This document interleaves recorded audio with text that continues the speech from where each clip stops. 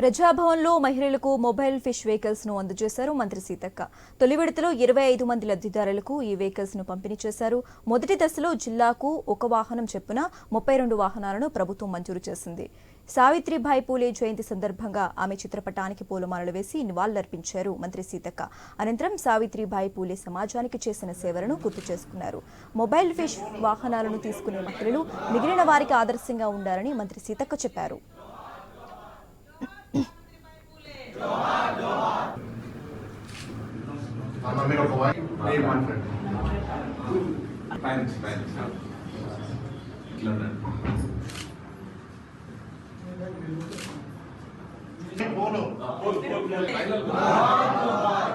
సావిత్రిబాయి పూలే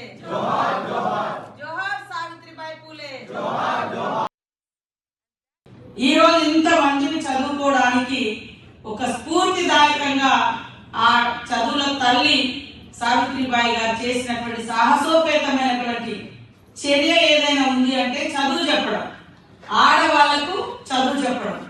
ఆడవాళ్ళ కోసం స్పెషల్ గా స్కూల్ నిర్మించి అమ్మ చదువుకోవాలి, ప్రతి ఇంట్లో ఒక ఆడకూతురు చదువుకుంటే ఆ కుటుంబం బాగుపడుతుంది, అట్లా కుటుంబాలన్నీ బాగుపడితే సమాజం బాగుంటుంది. కాబట్టి ఒక తల్లి చదువుకున్న తల్లి అయితే ఆ ఇల్లు నిజంగా విద్యావేత్తల కుటుంబం అవుతుంది, సమాజ సంస్కర్తల కుటుంబం అవుతుంది.